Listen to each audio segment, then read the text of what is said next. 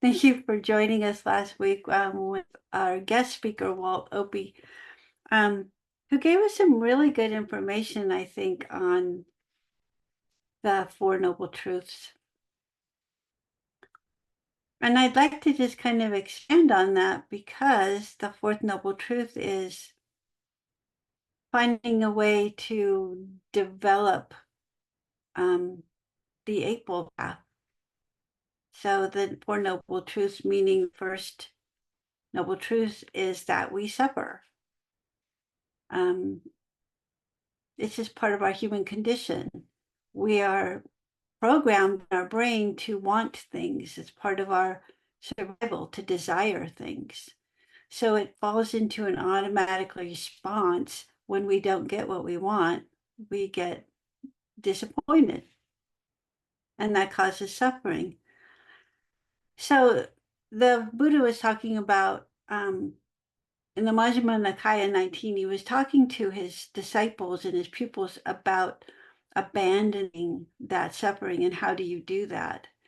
And that would be the third noble truth, is that there is hope from abandoning and realizing how to abandon that suffering. And that would be the fourth noble truth, which is to follow the Eightfold Path. So the Eightfold Path is, it sounds real simple, like, oh, if I just take these 8 steps, then I'll be fine. And wouldn't that be great? But these habit loops that we have of constantly kicking in our humanness and our survival, always, no, you want this, you have desire for this. It's frustrating because we really want to have a smooth life. Most of us, especially those of us who practice mindfulness and other kinds of meditation, we do that mostly so that we can handle what life dishes out for us, because life can be difficult. Not only do we not get what we want, but sometimes, really bad things happen. And it's hard to get through the day when something really disturbing happens. So to fall back on our training and this developing of the Eightfold Path, it really helps in those times. It really helps a lot. Just in the fact that when Walt was talking at one point, he was talking about the dis-ease of our feelings, our emotions, when something doesn't go the way we want it to. And he was saying that the dis-ease in our language is, being ill. And it is. And I talked to him about this later because I also think that when our body is upset, our mind gets upset. And sometimes when our mind gets upset by something really big happening, our body will react and we can get sick a lot easier. So they do kind of have both in the same description. And in the Pali definition, it does say that they're both the same. They're kind of in the heart and in the mind is what it says. I don't know the Pali word off the top of my head, but they definitely affect one another. So it's interesting. I think we've all experienced it when something happens that makes us upset or sad. We actually feel it in our body. And it can be a cycle. It can create a habit loop of, oh, every time I think of this, I feel sad and then my body doesn't feel good. Or I feel really tired and depressed. I don't want to go do things, which is a really normal reaction to have a physical reaction like that. It's both. So I think that awareness is important to me because I suffer from depression. And if I'm not careful, I can get caught in it. So I notice what's happening and I start doing things. I start moving my body and then I feel better mentally. So this Eightfold Path is 3 things. It's training in higher wisdom. It's training in higher moral discipline, ethics, and it's training in the higher consciousness. And in the wisdom group, it's right view and right intention or right thought. And in the ethical conduct, it's right speech, right action, and right livelihood. And the mental discipline is our mindfulness practice and concentration. And when we're talking about concentration, we're not talking about being really focused. We're not talking about that kind of concentration. We're talking about really being immersed in the practice of the Eightfold Path, bringing that with us in our daily lives. And that's hard to do. It's hard to remember to do that. We go through life and something happens, and later on we might go, oh yeah, I was going to practice my mindful and I should have done my mindfulness with that event that happened and I didn't. So it's developing a new habit loop that benefits us. It's that difference between wholesome versus unwholesome, beneficial or non-beneficial, or something that nourishes us rather than something that takes something away. So this practice is really, really helpful.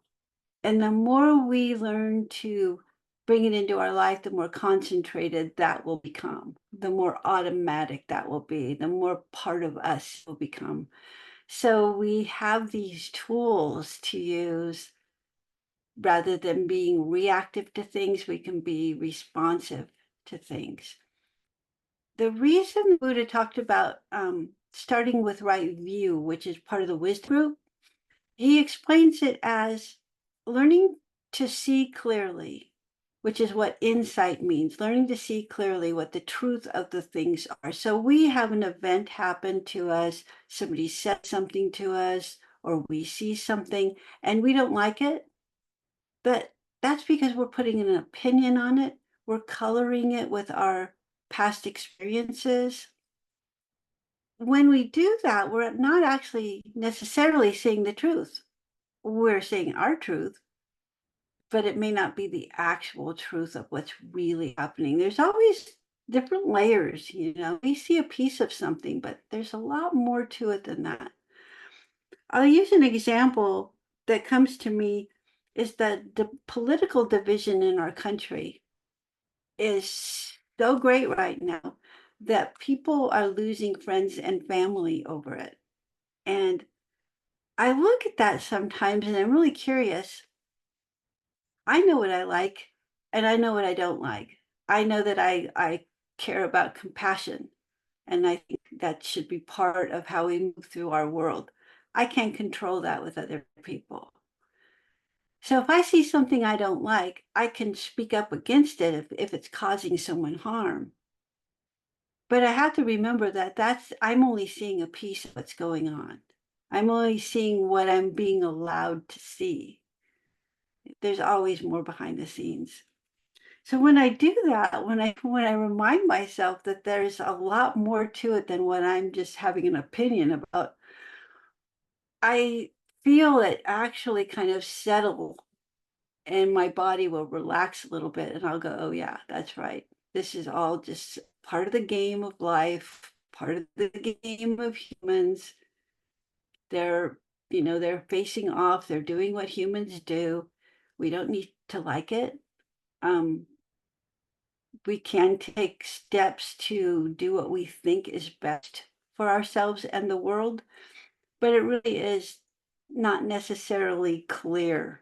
So I think for me, I can say that looking at something deeply and seeing past what the initial reflection is really helps me with the division of different opinions about things going on. So that's how I think that the Eightfold Path can really benefit us. We can bring that with us in our daily practice. Um, so this right view, right understanding is to see clearly, see the truth, looking deeper beyond the surface of things, and allowing other thoughts and other opinions and trying to see something from some other point of view is a really big part of that. It's a big part of opening our mind to different things. And it's really beneficial. I have a quote here from Jean Shinoda Bowl. She says, when you discover something that nourishes your soul, care enough about yourself to make room for it in your life. And I think that the Eightfold Path is, for me, has been a really, really big part of coming from a place of anger and frustration in my life to a much more calm, happy, peaceful life. I'm human. I still get upset about things, but I do have tools to fall back on now. So I don't let it rule me. It doesn't control my moods. It doesn't control my temper. Um, I stop and I pause and I think, boy, I really have an opinion or a judgment about this. But is it true? Where is it coming from? What's the truth of this? And when I do that, I can uncover a lot more and I can learn. You know, when somebody thinks they know everything, they don't learn much. So I really like to learn more so I can understand other people and understand myself better. So opening that door, I think, is really important. And the Eightfold Path helps us do that. Well, let's do this meditation. So sitting comfortably in whatever position it is, sitting up, lying down, walking. Let's try to sit upright so that we don't have a tendency to fall asleep. Sometimes if we get too comfortable, we can easily fall asleep. And if you do feel sleepy, just opening your eyes and softening your gaze will help. So we can do that now, closing the eyes or softening the gaze, taking a few deep breaths and allowing our body to settle in a little bit more.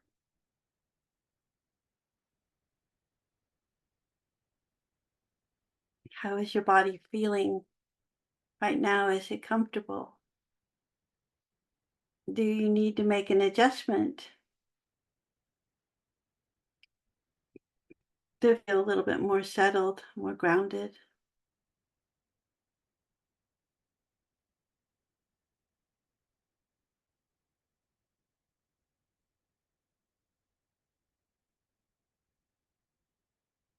And taking a few deep breaths, bringing our attention inward.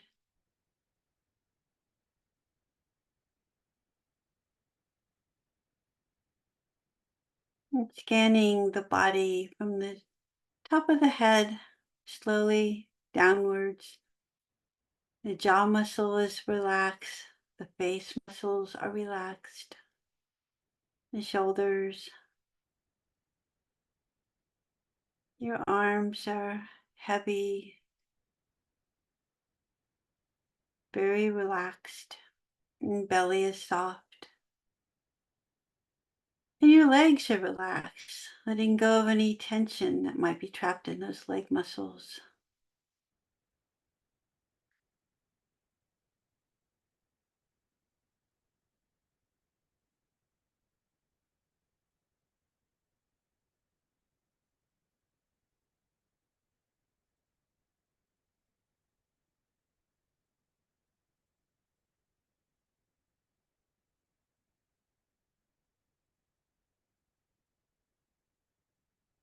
And feeling your body settle,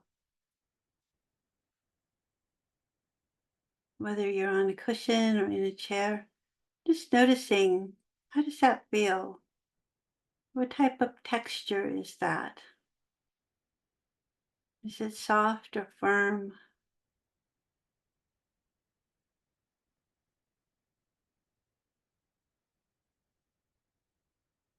And the different temperatures, noticing cool or warmth.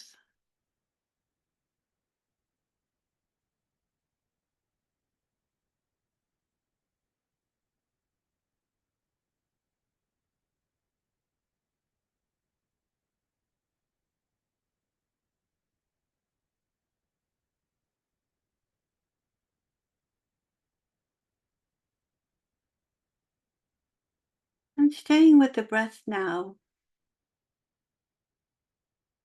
noticing how the breath feels as it enters your body, beginning at the tip of your nose.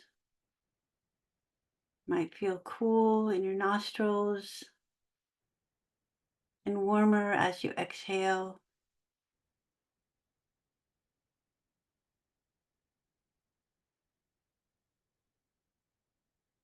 Noticing the expansion and contraction of your belly and chest.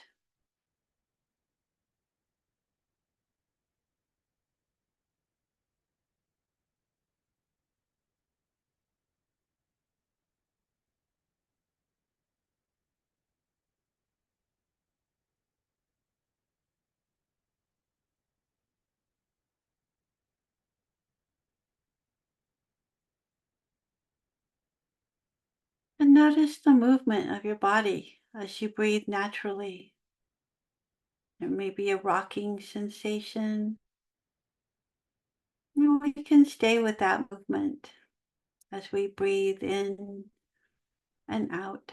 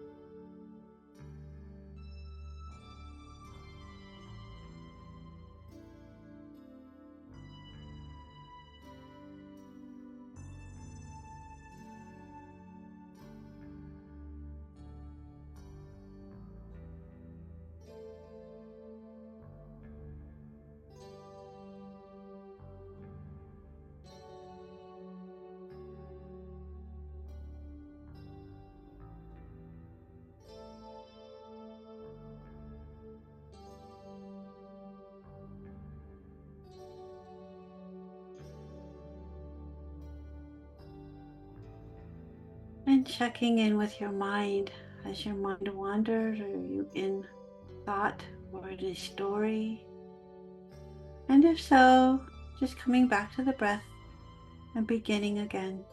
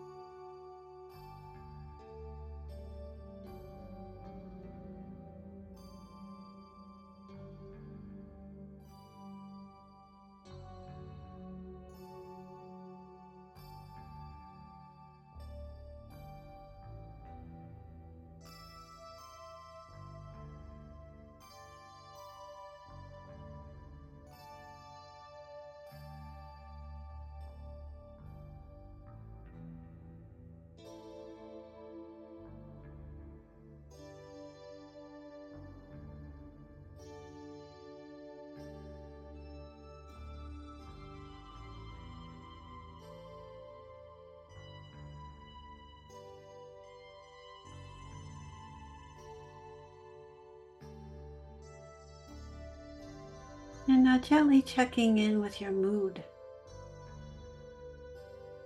What type of mood might you be feeling? Maybe you feel no mood. Maybe you're very neutral. Maybe something made you laugh today and you're still feeling that remainder of that laughter.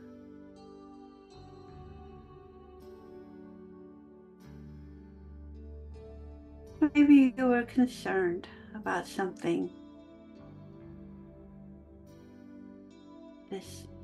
disappointed.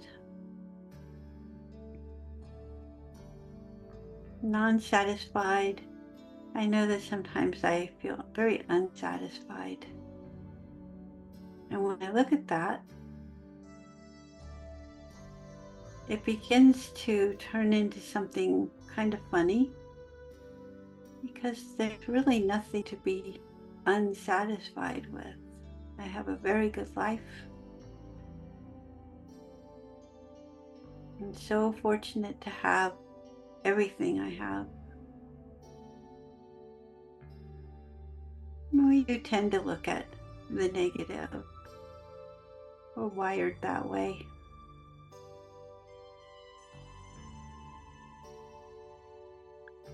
But notice that when that happens, how we view that. Being unsatisfied doesn't mean that it's really true.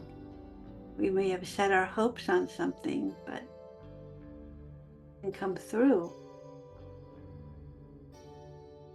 We can be disappointed, but it doesn't define us. It doesn't define life. Not necessarily a truth. Everything comes and everything goes. We know that happy times will come also. And they do often. Sometimes we just don't notice it.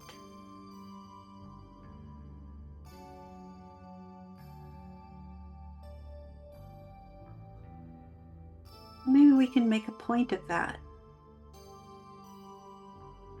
Maybe we are really happy and we just don't notice it, as Wes Nisker said.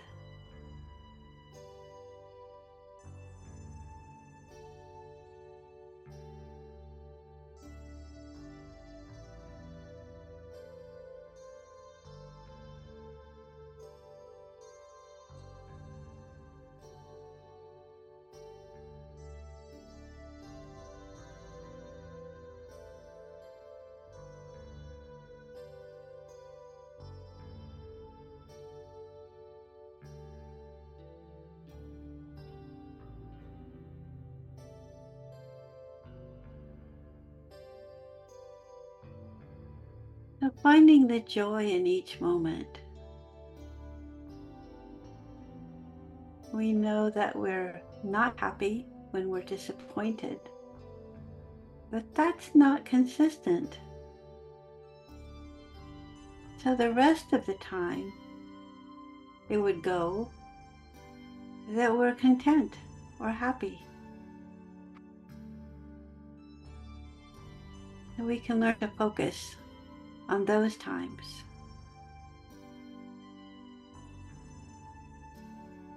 I think they happen more often than we realize.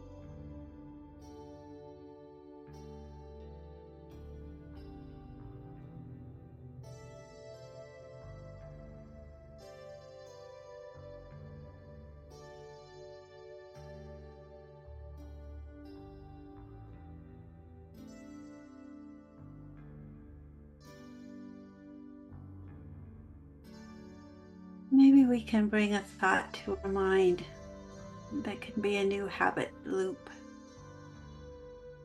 And just pause at some point in the day and notice the joy in that moment.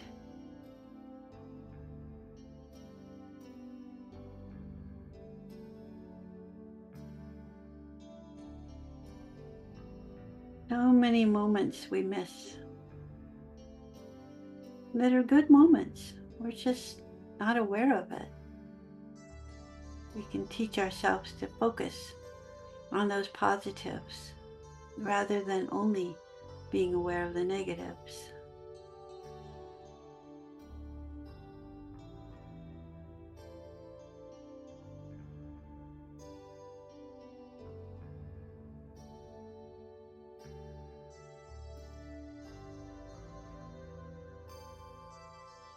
I think most of the time we're in a state of being neutral, maybe contentment. And there's a sense of joy in just being content. It would be good to notice that when that comes into our mind. A new practice. We pause and we notice those moments. How am I feeling now? Can I feel the joy in this moment?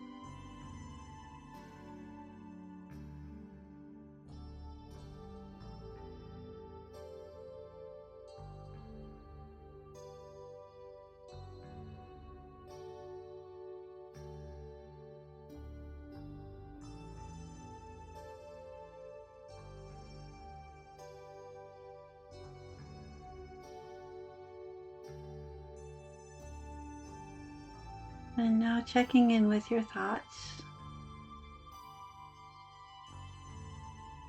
Are you caught in a story?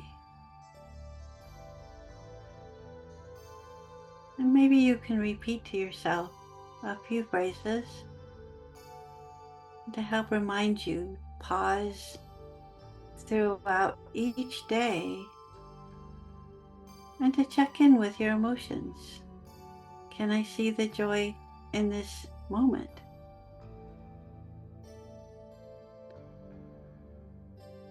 So we can say to ourselves, may I see the joy in each moment.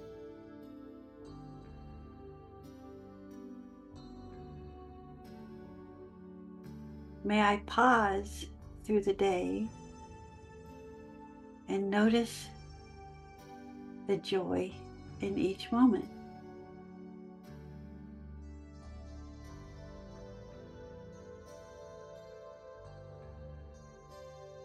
Each moment isn't necessarily joyful, but if you are feeling the clinging or suffering, just know that that will pass away, and a feeling of contentment, feelings of joy will replace it, and we can make a point to notice those.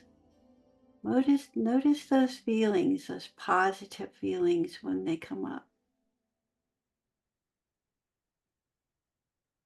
Allow yourself to really experience them. Get involved with them. The same way we would get involved with our anger or disappointment. Make these joyful feelings a big part of our day.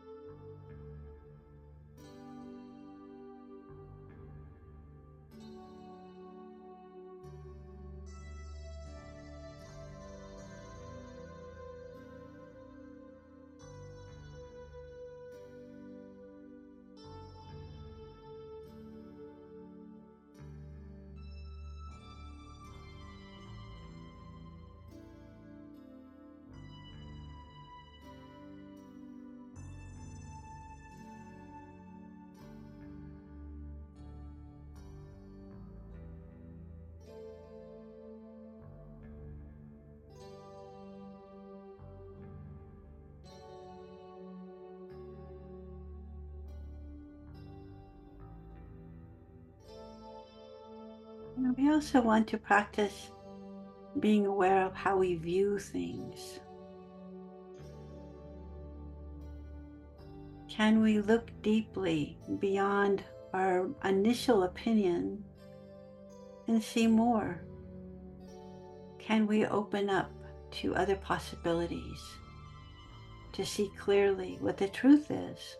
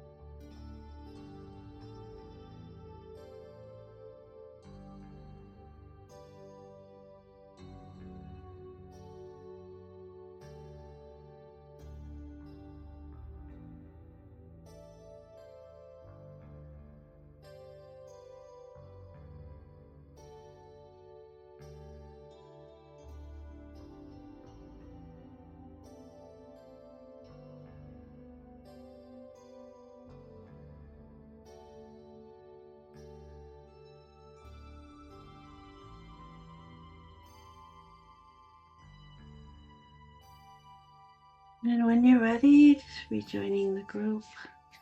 Gently letting your eyes open, wiggling your toes, fingers.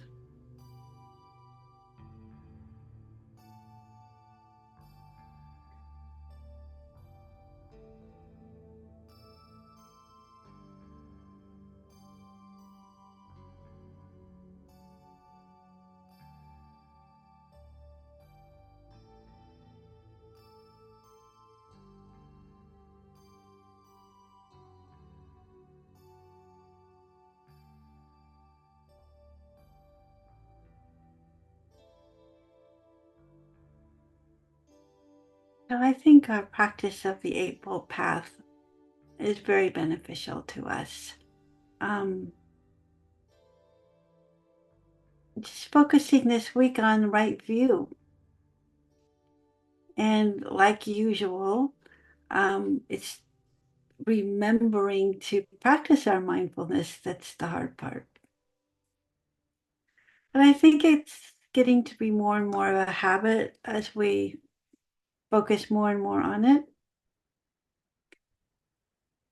The new habit loop that we can develop is noticing the truth of what's behind our thoughts, the truth of what's behind other people and what they're saying or doing, and trying to see that without judgment, without criticism, just seeing it, not taking it on, not having to have a conversation about it, not having to have an opinion about something. It's a really good practice to just notice what's happening with my emotions, what's happening with this conversation, and being hyper aware of those points in our time during the day when it's a happy time. We really miss so much happiness and contentment simply because we tend to focus on the negatives. So notice when you're feeling the negative or noticing it. And there's nothing wrong with that. It's just noticing when it happens, then try to put that kind of effort into noticing the good stuff too. This week we'll practice the right view and noticing those happy moments, that joy in each moment that we tend to let go by. All right. Well, you guys have a wonderful week. Hope to see you here next week. Thank you so much for being here.